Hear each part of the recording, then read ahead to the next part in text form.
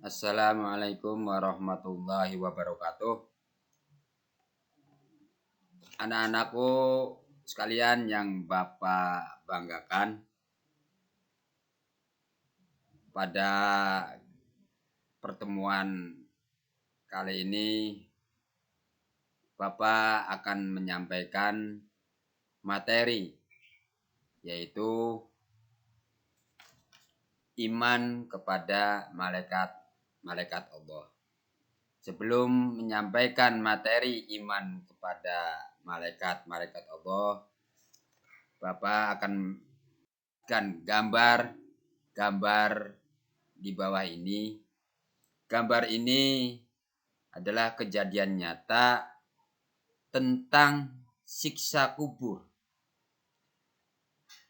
Gambar ini adalah seorang pemuda yang dikeluarkan dari kuburnya dengan alasan untuk mengotopsi. Orang tuanya akhirnya mengeluarkan dari kuburnya 3 jam setelah dikuburkan. Tetapi apa yang terjadi? Kita perhatikan gambar ini adalah betul-betul bahwa ada siksa kubur yang telah disiksa oleh malaikat-malaikat Allah. Wajahnya hancur, wajahnya rusak, dan jasadnya.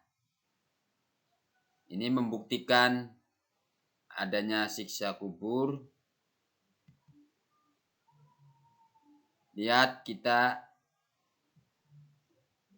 wajahnya hancur, badannya juga, membuktikan bahwa adanya siksa kubur. Dikisahkan bahwa pemuda ini telah melalaikan sholat sehingga mendapatkan siksa di dalam kuburnya. Ada ilustrasi dari literasi yang dikisahkan para santri sedang memperbincangkan perilaku kiainya yang selalu menganak-emaskan santrinya.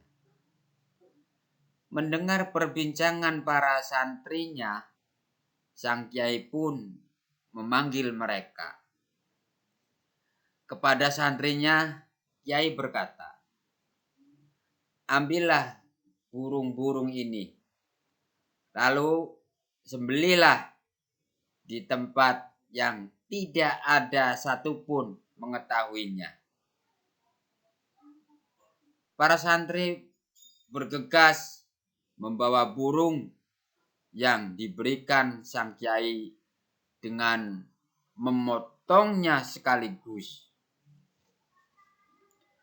Mereka menyebar di seluruh tempat dan dianggap sepi. Dengan bangga mereka kembali membawa burung-burung yang sudah dipotong.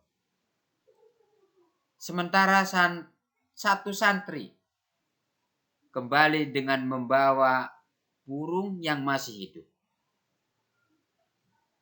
Semua santri mengejeknya dengan berkata, "Dasar santri kesayangan, takut ya? Tidak berani memotong burung." Sang santri ini pun diam sambil menuju rumah kiai.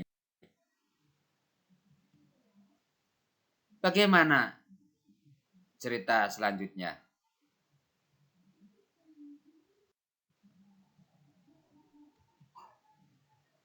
Sebelum kita melanjutkan cerita yang tadi ilustrasikan, mari kita kembali ke materi, yaitu iman kepada malaikat-malaikat Allah.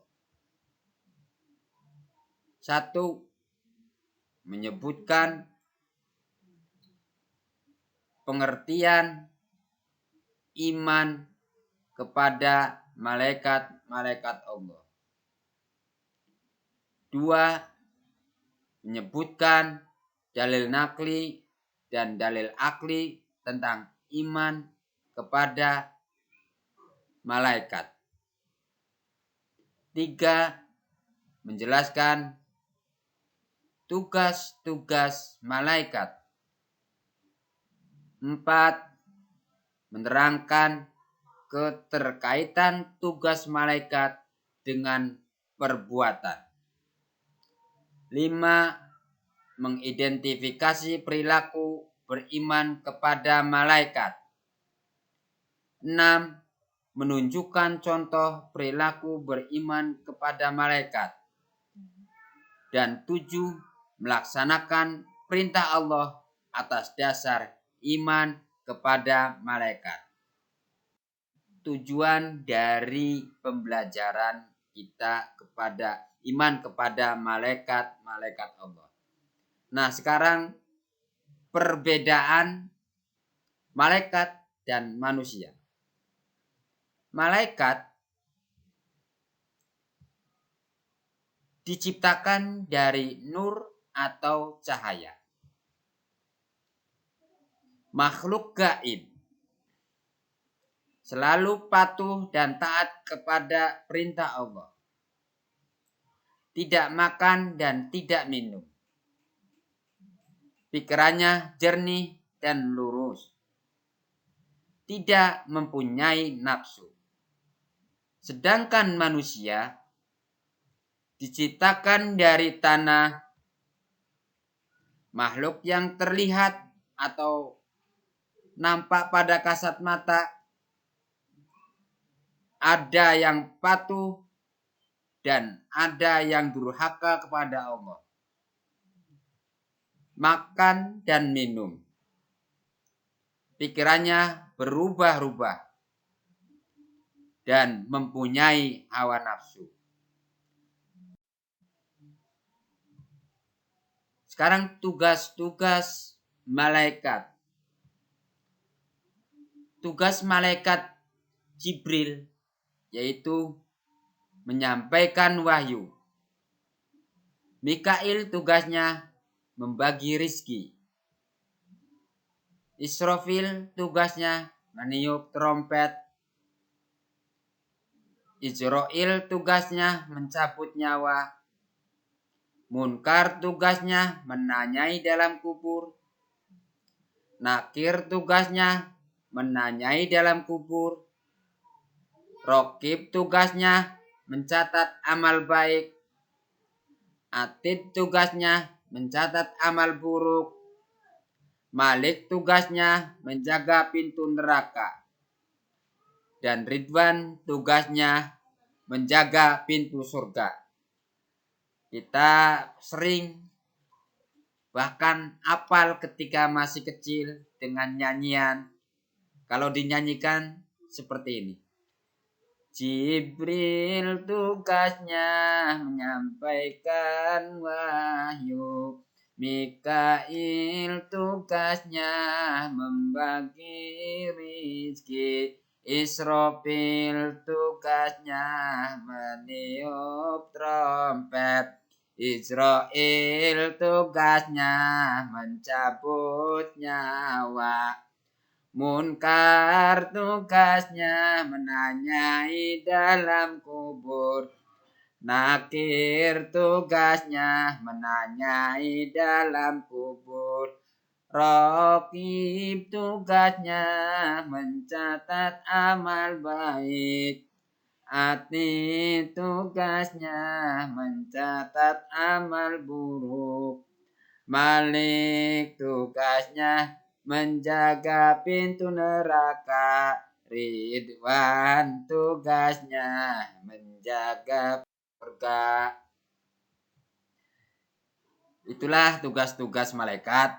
Setelah kita beriman kepada malaikat-malaikat Allah, hikmah beriman kepada malaikat-malaikat Allah yaitu satu, untuk memotivasi kita untuk selalu taat dan takwa kepada Allah Subhanahu wa taala seperti ketaatan para malaikat.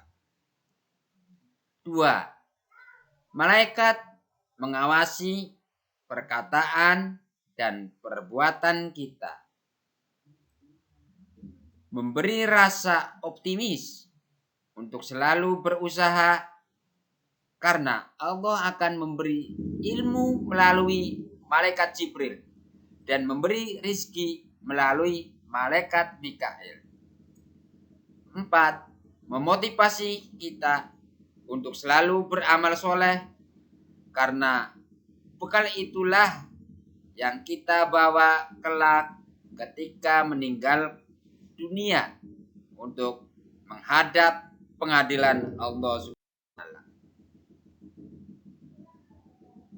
Perilaku beriman kepada malaikat Allah. Iman kepada malaikat Jibril sehingga kita berperilaku, berusaha dan memohon kepada Allah untuk bersyukur dengan cara banyak berbagi ilmu.